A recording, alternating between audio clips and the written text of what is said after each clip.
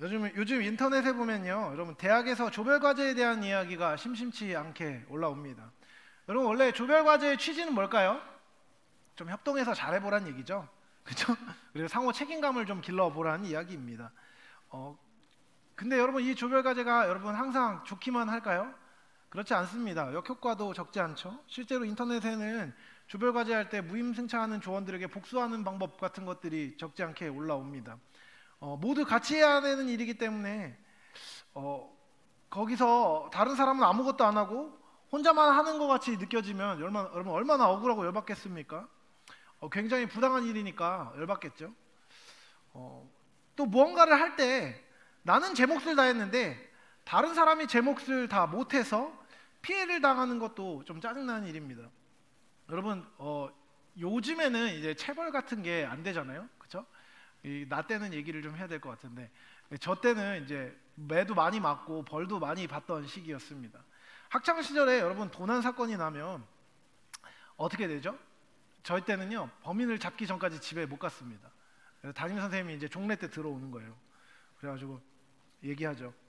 야, 지금 말하면 내가 봐준다. 지금 자백하면 없던 걸로 해줄게. 모두 용서해줄게. 다 눈 감아. 눈을 감습니다. 내가 했다. 손 들어. 안 들어? 내가 이렇게까지 했는데 다 눈 감아. 이거 어느 한 사람의 문제가 아니야. 이거 우리 모두의 문제야. 뭐 이런 이야기를 듣게 되죠. 여러분 그런 얘기를 들으면 어떤 느낌이 들까요? 아니지, 무슨 우리 모두의 문제야. 누가 한 놈이 훔친 거 아니에요. 우리 문제가 아니에요. 누구 한 명이 그냥 당한 겁니다. 한 놈이 나쁜 짓을 했고, 그렇죠? 근데 꼭 그럴 때 막 이거 한 사람의 문제가 아니야. 우리 무대의 문제야. 막 이런 얘기를 합니다. 근데 제일 열받는 경우는 뭔지 알아요? 우리 반을 막 족치고 있는데 막상 훔친 애가 다른 반 애일 때 뭐야? 그러면 누구의 문제인 거야? 아무도 잘못한 사람이 없는데 막 책상 위에 올라가고 막 맞아야 되고 막 이런 상황들이 있었어요. 그럼 진짜 너무 시체말로 빡치죠, 그렇죠? 여러분 누군가의 잘못에 의해서 다수가 엉뚱한 사람이 피해를 보는 일이 일어나요, 안 일어나요? 일어나죠. 일상에서 빈번히 일어나는 일입니다. 그렇죠? 여러분 이런 일이 당했을 때 여러분 어떻게 하십니까? 복수를 새끼 가만 안 둬. 복수를 해야 되는 겁니까? 아니면 분연히 떨치고 일어나서 이건 부당하다. 내가 정의를 만들겠다. 이러면서 이렇게 여러분 노력하시는 편이십니까? 뭐 어떤 잘못한 사람이 이제 적발됐다고 한번 생각해 볼까요? 여러분 어떤 마음이 들까요? 일단 열받겠죠. 하지만 여러분 이와 같은 상황에서 우리 감정을 좌우하는 것은요, 사실은 원인 그 자체보다는 그 원인이 된 그 사람과의 관계입니다. 부당한 상황이 닥쳤을 때 그 부당한 상황을 초래한 사람이 나랑 친하거나 내가 사랑하는 사람인 경우는 어때요? 좀 이렇게 너그러워지죠, 그렇죠? 좀 약간 봐주는 경향이 있습니다. 사랑하는 사람이 나에게 신세를 지거나 나한테 평소에 잘해줬던 사람이 조금 잘못하면 여러분 어떻게 되죠? 잘못은 했는데 아유 그럴만 했겠지, 좀 봐줘, 이렇게 되고 봐주고 싶은 경우가 실제로 생깁니다. 내가 사랑하는 사람이 잘못했으면 용서해 주는 경우가 많아요. 사랑으로 품죠. 반대로 여러분 싫어하는 사람의 경우는 어때요? 그냥 숨만 쉬어도 싫죠, 그렇죠? 사람 싫은데 이유 없습니다, 그렇죠? 여러분 예수님이 말씀하신 가장 큰 계명 두 가지가 뭐죠? 제일 첫 번째는 누구를 사랑하는 것? 하나님을 사랑하는 것입니다. 두 번째는 이웃을 사랑하는 것입니다. 오늘은 특별히 좀 이웃 사랑에 대해서 이야기를 해보려고 합니다. 우리와 관계를 맺는 근거, 여러분 옆에 있는 사람과 신실해야 될 근거가 무엇일까요? 그리고 그 근거에 따라 우리가 어떻게 행동하는 것이 맞을까요? 우리가 함께 생각해 보려고 합니다. 어쩌면 이 말씀이 여러분에게 조금 불편할지도 모르겠습니다. 하지만 여러분 그 불편함에도 불구하고 하나님 앞에 온전함을 행하는 저와 여러분이 될 수 있길 사랑하는 주님의 이름으로 축복합니다. 본문은 다윗이 다스리던 이스라엘에서 있었던 3년의 기근을 기록합니다. 왕이었던 다윗이 이제 기근을 좀 멈춰달라고 하나님 앞에 기도를 하게 되죠.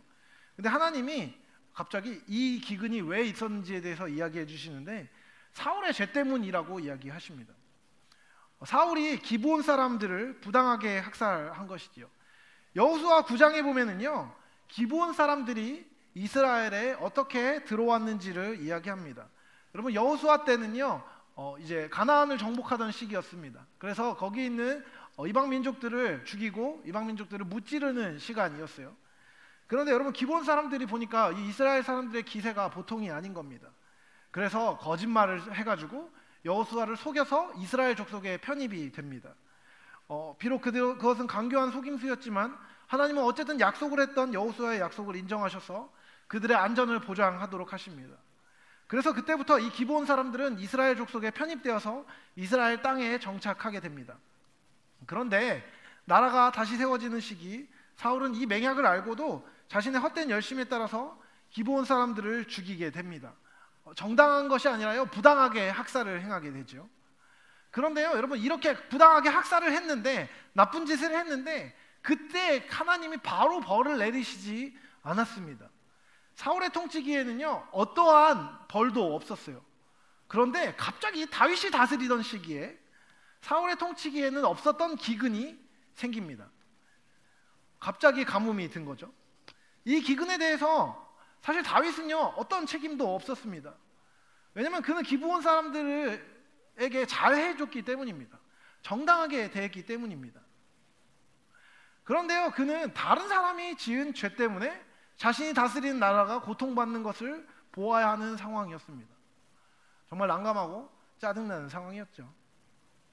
다윗은 문제를 해결하기 위해서 나섰습니다. 그래서 피해 당사자였던 기브온 사람들에게 어떻게 하면 속죄를 할 수 있을지에 대해서 물어보게 됩니다. 그 물음에 대해서 여러분, 기브온 사람들이 뭐라고 대답했을까요? 흥미롭게도 오늘 본문을 보면 알 수 있겠지만 돈을 달라고 하지 않습니다. 자신의 이득을 무언가를 취하기를 원하지 않습니다.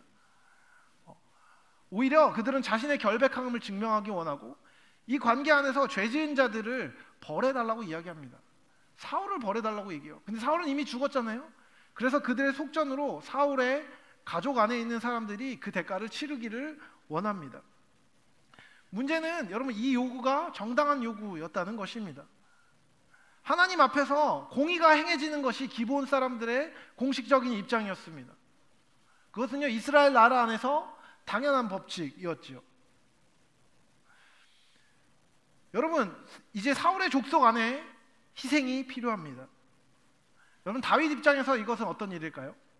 어려운 일이 아닐 겁니다. 여러분, 사울은요, 다윗의 원수였습니다. 다윗을 죽이려고 몇 년 동안 쫓아다녔던 사람이었습니다. 끝까지 다윗을 죽이려고 했던 사울이었는데 그의 후손 몇 명쯤 내어주는 것이 여러분, 그렇게 힘든 일이었겠습니까? 그런데요, 여러분, 다윗은 그것을 기쁘게 기꺼이 아무렇지도 않게 행하지 않습니다. 21장 7절에 아주 놀라운 구절이 나옵니다. 우리 함께 읽어보도록 하겠습니다. 함께 읽습니다. 시작. 그러나 다윗과 사울의 아들 요나단 사이에 서로 여호와를 두고 맹세한 것이 있으므로 왕이 사울의 손자 요나단의 아들 무비보셋은 아끼고. 여러분, 요나단과의 맹세가 다윗이 요나단의 아들을 살려야 하는 이유로 작용했습니다. 여러분, 사울과 요나단이 죽은 지는 한참이 지났습니다. 그런데요, 여러분, 사울 족속 안에 있는 이 사람들을 보호하기 위한 명분이 무엇이었다고요? 요나단과의 우정이었습니다. 그리고 요나단과의 관계 안에 했던, 하나님 앞에 했던 맹세였습니다. 다윗은 요나단과의 관계를 지키고 싶어 했습니다. 그 관계에 대해서 충성했습니다. 그래서 그 충성을 신실하게 지킵니다. 여러분, 요나단이라고 얘기하니까 되게 먼 사람 같은데 요나단은 사울의 아들입니다. 친구의 아버지에게 모진 핍박을 당했음에도 불구하고 그 친구의 아버지의 죄악 때문에 이스라엘 전체가 부당한 고통을 받고 있는 상황에도 불구하고 그는 신실함을 지켰습니다. 여러분, 왜 그랬을까요? 여러분, 다윗과 요나단의 우정은요, 성경 전체를 모두 살펴보아도 가장 탁월한 우정입니다. 그런데 여러분, 잘 생각해보면 다윗과 요나단은 인간적인 기준에서는 친해질 수 없는 관계였습니다. 요나단이 누구입니까? 아까도 얘기했지만 사울의 장자입니다. 왕위 계승자였던 것이죠. 다윗은 어떤 사람입니까? 골리앗을 죽이고 이스라엘에서 최고의 인기를 구가했던 사람입니다. 그런 의미에서 사울의 왕위를 위협할 만한 인기와 영향을 지닌 유일한 사람이 바로 다윗이었죠. 여러분, 이런 관계를 뭐라고 부르죠? 정적이라고 부릅니다. 정치적인 적이었던 것이죠. 그들은 원수가 될 수밖에 없는 관계였습니다. 그런데요, 이 둘은 놀라운 우정의 관계를 맺습니다. 사무엘상을 보면 그들이 처음으로 우정을 나누는 장면이 나옵니다. 사무엘상 18장 1절에서 4절입니다. 우리 함께 읽어보도록 하겠습니다. 시작. 다윗이 사울에게 말하기를 마침에 요나단의 마음이 다윗의 마음과 하나가 되어 요나단이 그를 자기 생명같이 사랑하니라. 그날에 사울은 다윗을 머무르게 하고 그의 아버지의 집으로 다시 돌아가기를 허락하지 아니하였고 요나단은 다윗을 자기 생명같이 사랑하여 더불어 언약을 맺었으며 요나단이 자기가 입었던 겉옷을 벗어 다윗에게 주었고 자신의 군복과 칼과 활과 띠도 그리하였더라. 다윗이 골리앗을 죽이고 돌아온 장막에서 요나단과 만나서 그들이 처음 마주한 자리에 대한 묘사가 바로 이 구절입니다. 다윗이 골리앗을 죽이고 와서 사울 앞에서 말을 그치자마자 요나단의 마음이 다윗의 마음과 하나가 되었고 요나단은 그를 자기 생명같이 사랑했다고 말합니다. 그 자리에서 그는 자신의 겉옷과 칼과 갑옷과 모든 무기를 선물로 줍니다. 여러분, 요나단이 자신의 겉옷과 칼과 갑옷을 준 것은요, 단순히 물건을 준 의미가 아닙니다. 너무 마음에 든다 이러고 선물을 준 의미가 아니라는 것입니다. 여러분, 요나단이 준 옷은요, 자주색 옷이었습니다. 그 당시 문화가 청동기 문화였다는 것을 생각하면요, 이 자주색 옷은 그 자체로 굉장히 값진 것입니다. 근데 아십니까? 이 자주색은요, 사실 왕의 상징입니다. 왕과 왕족만 입을 수 있는 옷이 이 자주색 옷이었던 것입니다. 이 옷을 주었다는 것은요, 자신이 왕으로서 갖고 있는 신분과 권한을 위탁한다는 것을 의미합니다. 여러분, 칼은 무엇일까요? 제가 방금 전에도 말씀드렸지만 이 당시는요, 청동기 문화였습니다. 그리고 블레셋이 강했던 이유가 뭐냐면요, 블레셋은 철기 문화였기 때문이에요. 그들은 철제 무기를 갖고 있었습니다. 근데 이스라엘에 철제 칼을 갖고 있는 사람이 두 사람이 있었습니다. 한 사람은요, 왕이었던 사울입니다. 또 한 사람은요, 왕의 아들이었던 요나단이었습니다.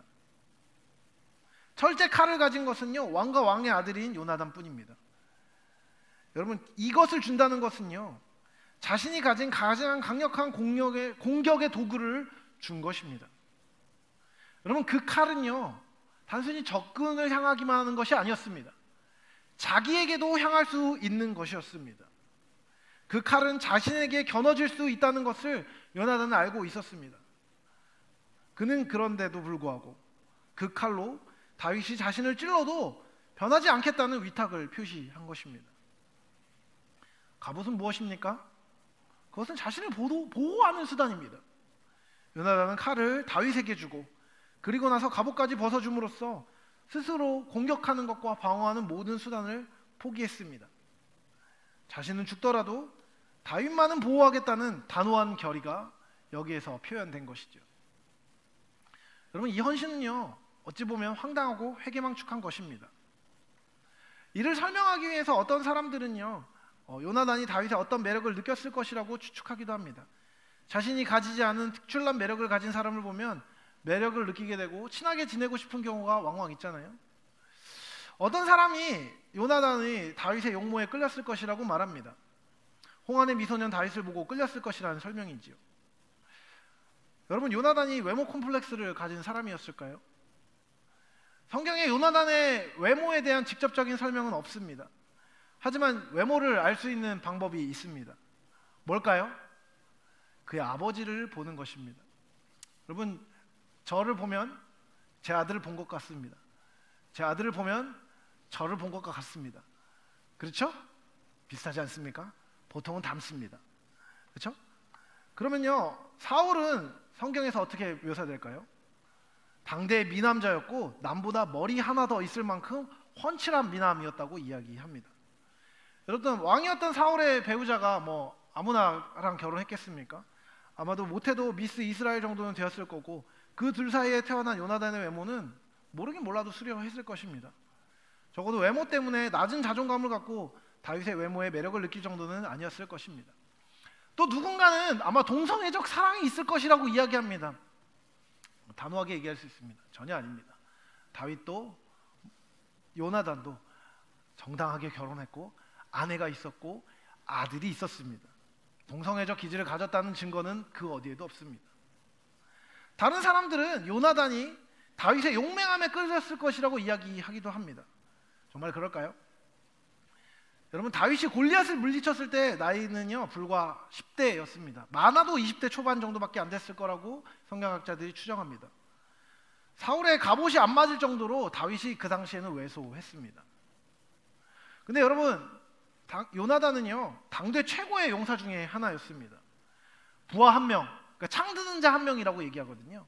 부하 한 명만 거느리고 블레셋 군대에 가서 창을 휘둘러서 적군을 초토화시킬 수 있을 만큼 게임으로 치면 사기캐에 가까운 막강한 전사였습니다. 그러니 요나단이 다윗의 용맹함에, 자기에게 없는 용맹함에 끌렸다는 것도 큰 설득력을 가질 수 없습니다. 여러분, 이 관계를 제대로 정의하려면 그들이 하나님의 인도하심에 순종하는 사람들이었다는 것에서 출발해야 합니다.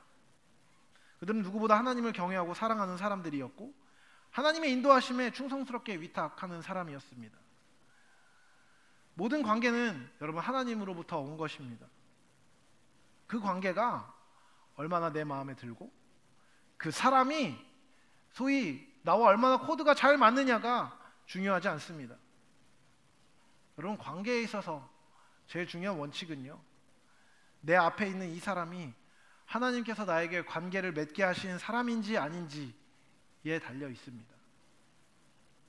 하나님께서 내게 허락하신 모든 관계는 그 사람이 나와 맞느냐에 상관없이 지켜야 하는 관계이기 때문이죠. 다윗과 요나단의 관계는요, 그 현장에서 강하게 이끌리는 것을 경험하는 즉흥적인 이벤트에만 그치지 않습니다. 그들은 끝까지 신실하고 위탁된 관계를 보여줍니다. 사무엘상 20장에는 사울이 다윗을 죽이려는 장면이 나옵니다. 그리고 이때 다윗과 요나단이 만나 대화를 나눕니다.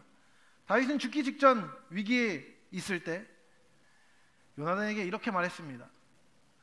사무엘상 20장 3절입니다. 다윗이 또 맹세하여 이르되 내가 내게 은혜 받은 줄을 내 아버지께서 밝히 알고 스스로 이르기를 요나단이 슬퍼할까 두려운지 그에게 이것을 알리지 아니하리라 함이니라. 그러나 진실로 여호와의 살아계심과 내 생명을 두고 맹세하노니 나와 죽음의 사이는 한 걸음뿐이니라. 여러분, 이 장면은 무슨 장면이냐면요, 사울이 다윗을 죽이려고 하는데 자신의 아들인 요나단과 다윗이 너무나 친하다는 것을 알고 요나단에게는 거짓말을 하고 사울이 다윗을 죽이려고 하는 장면입니다. 그 장면에서 다윗이 얘기하는 겁니다. 니네 아빠가 나 죽일 거야 라고 말이죠. 그러자 여러분, 그 위기 앞에 있을 때 요나단이 이렇게 말합니다. 요나단이 다윗에게 이르되 내 마음의 소원이 무엇이든지 내가 너를 위하여 그것을 이루리라. 여러분, 아버지인 사울이 다윗을 죽이려는 상황입니다. 왕인 사울이 다윗을 죽이려는 상황이랍니다. 그렇다면 여러분, 요나단의 임무는 무엇이어야 합니까? 다윗을 죽이는 것입니다. 그런데도 불구하고 요나단은요, 다윗에게 다윗의 소원이 무엇이든지 내가 그대로 이룰 것이라고 말합니다. 그는 분명 사울이 다윗을 위협하고 있다는 것을 알고 있었습니다. 하지만 그에게 있어서 사울의 부당한 명령보다 다윗과의 관계가 중요했습니다. 그가 다윗의 소원을 위해 행한다면 그에게는 막대한 불이익이 있을 수밖에 없었습니다. 그런데 그는 모든 불이익을, 손해를 감수하고 그를 위해 모든 것을 할 것을 이야기하고 있습니다.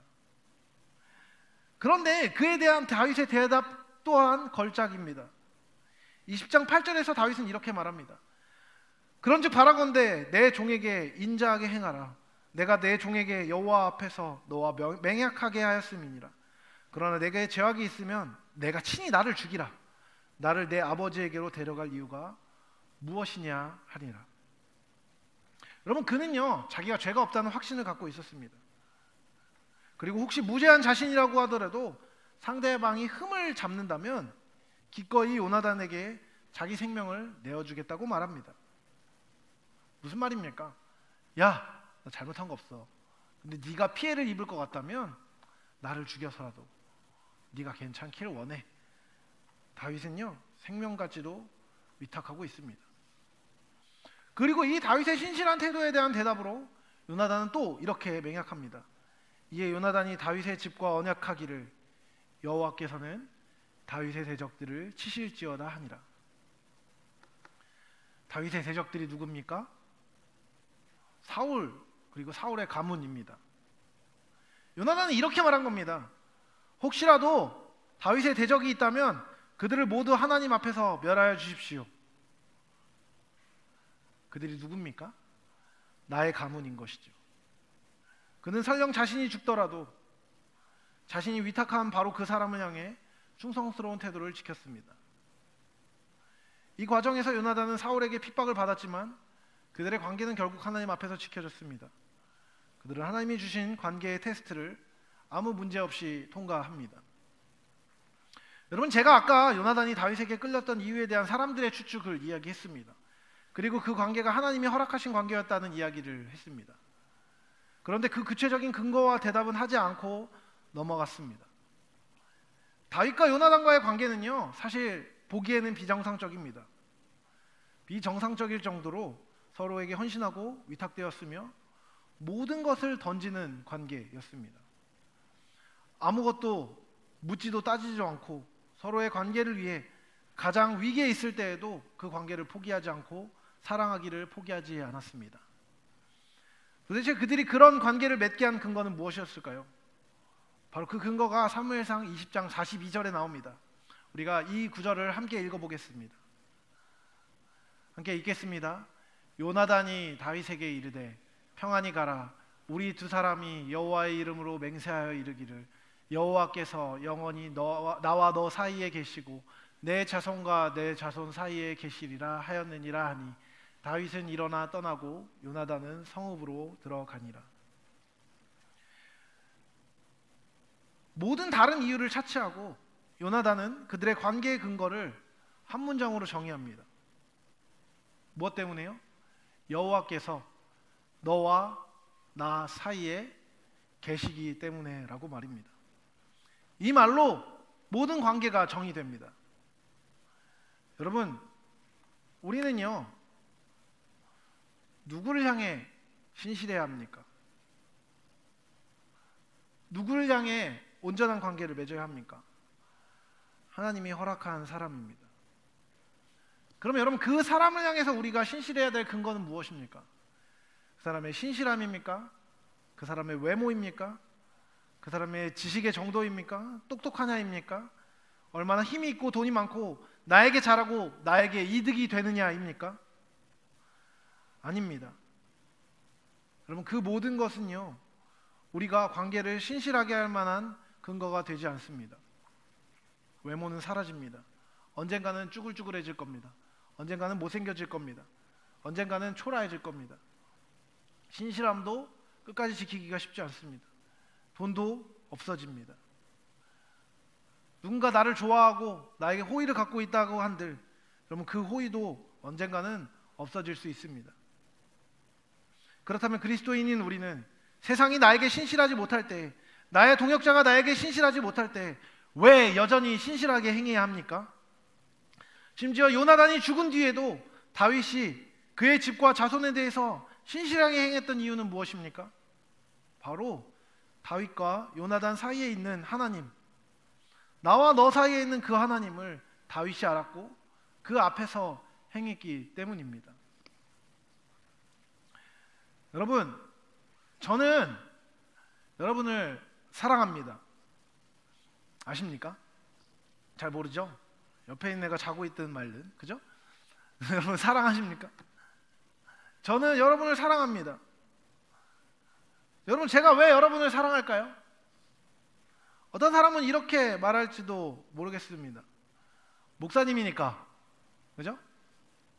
목사 안 하면 사랑 안 해야 되나요? 전도사님이면 사랑 안 해요? 전도사님이니까, 목사님이니까 여러분을 사랑하는 겁니까?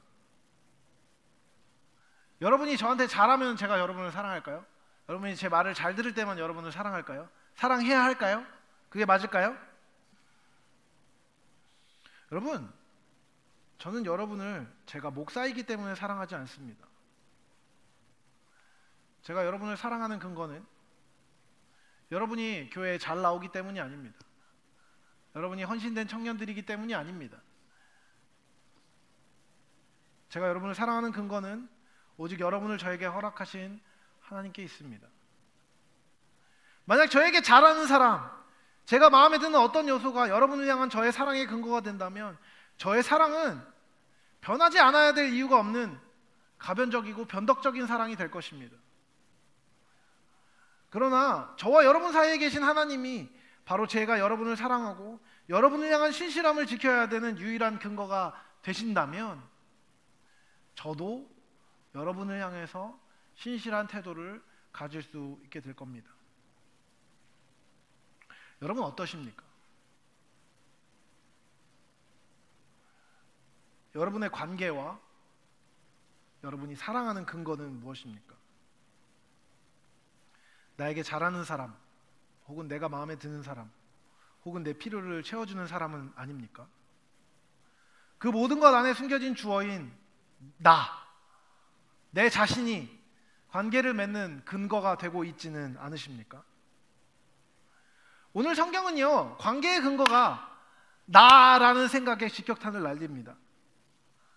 여러분 오해하지 마십시오. 여러분의 관계의 근거는요, 여러분의 취향이 되면 안 됩니다.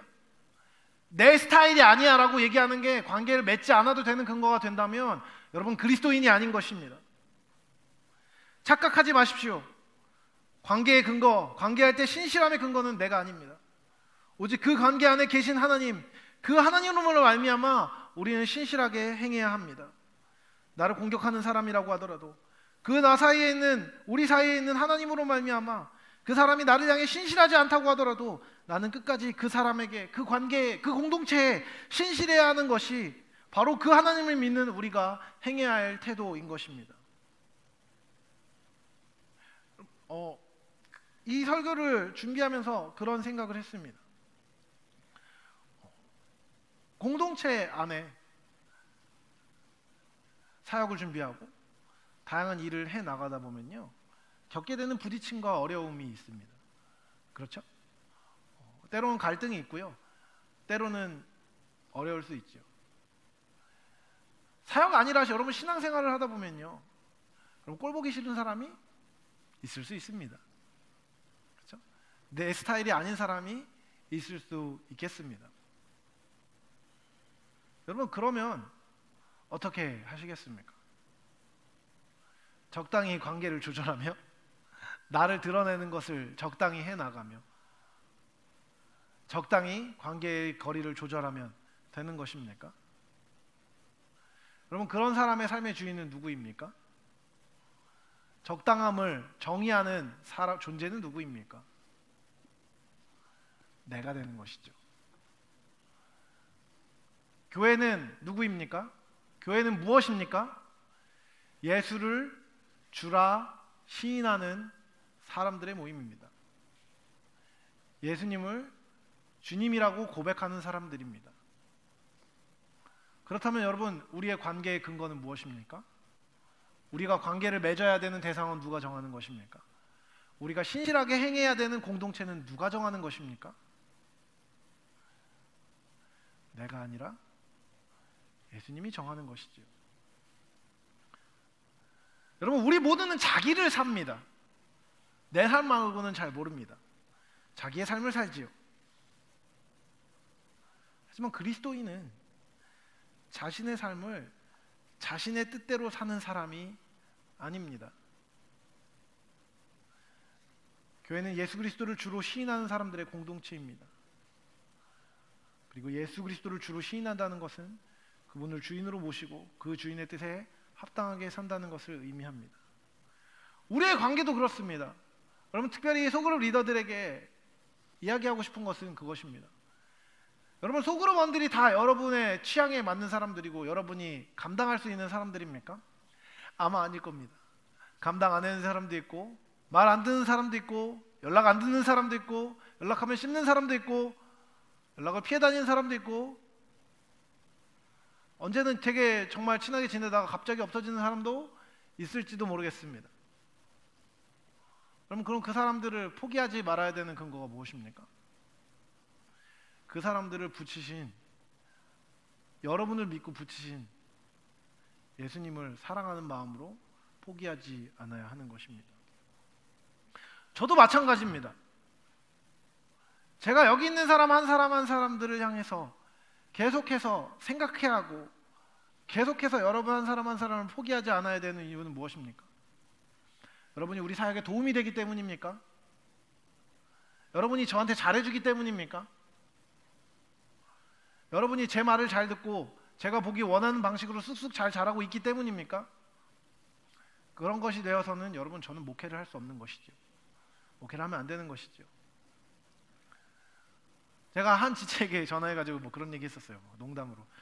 야, 너 네 친구만 여기서 졸고 있게 할 거야? 너도 와서 같이 졸아. 뭐 이런 얘기를 막 했습니다. 여러분, 그딴 소리를 제가 왜 해야 되는 겁니까? 왜 막 계속 포기하지 않고 붙잡고, 야, 너는 예배 나와야 된다. 너 우리 같이 해야 된다. 함께 해야 된다. 공동체로 들어와라. 공동체에 자리가 있다. 너와 함께 하고 싶다. 네가 이 공동체에 필요한 사람이다. 그럼 왜 그런 이야기를 하는 겁니까? 진짜 기능적으로 필요하기 때문입니까? 아닙니다. 함께 사랑하도록 부르신, 우리 안에 있는 우리의 관계를 맺도록 허락하신 하나님을 바라보며 끝까지 관계하고 사랑하기로 애쓰는 것이죠. 관계를 맺는 방식은 내가 원하는 방식이 아니라 하나님이 원하는 방식이어야 합니다. 그것이 예수 그리스도를 주로 시인하는 사람의 삶의 방식입니다. 다윗과 요나단이 그랬던 것처럼 우리의 관계가 그렇게 되기를 원합니다. 옆에 있는 사람을 한번 보시겠습니까? 얼마나 마음에 들게 생겼습니까? 뭐 예쁘고 잘생겼습니까? 그 사람이 여러분 스타일이십니까? 아마 그래도 좀 옆에 앉아서 예배 드릴 정도면 좀 친할지도 모르겠어요. 제법 잘 알고 친한 사람일지도 모르겠습니다. 네, 여러분, 그 사람이 여러분 스타일이든 아니든 그것은 중요하지 않습니다. 그 사람은 하나님이 관계하라고 여러분 옆에 앉히신, 여러분 앞에 붙이신 가장 귀하고 존귀하며 아름답고 가능성이 넘치고 함께하기에 부족함이 없는 사람입니다.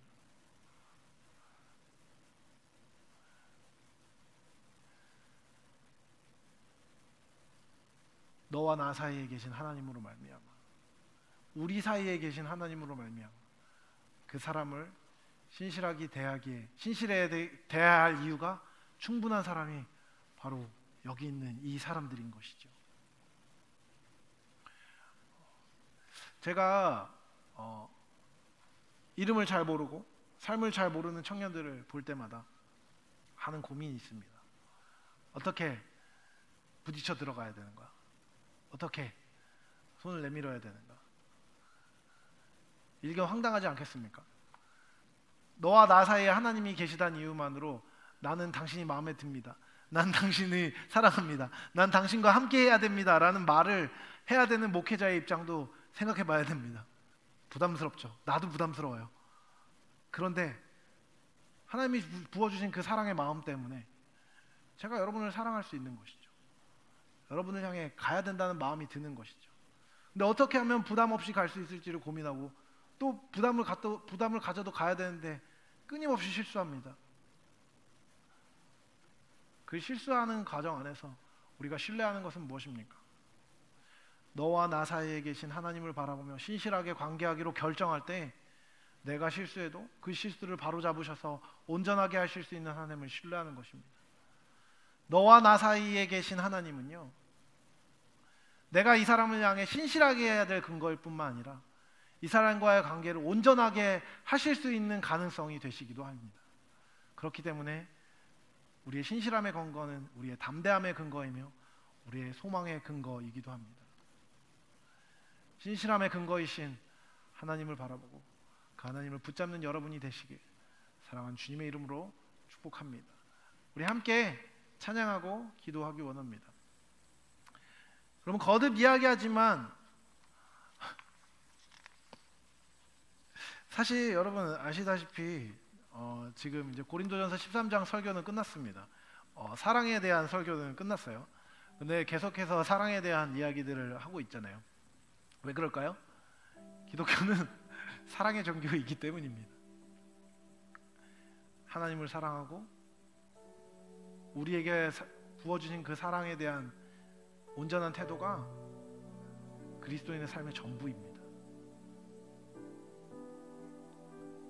그래서 여러분, 지금 한 설교는요 전부요 예수님을 사랑하는 사람에게만 적용되는 겁니다. 예수님을 사랑하는 사람들은 옆에 있는 사람과 신실해야 합니다. 예수님을 사랑하지 않으면요 신실할 근거가 없습니다. 신실할 수도 없습니다. 신실할 이유도 없는 것이죠. 여러분, 제가 그래서 여러분에게 묻기 원합니다. 예수님 사랑하십니까? 예수님을 사랑한다면 그 사랑을 구하고 그 사랑으로 우리가 신실하게 함께 관계할 수 있기 원합니다. 그 은혜를 구하며 우리 함께 찬양하겠습니다.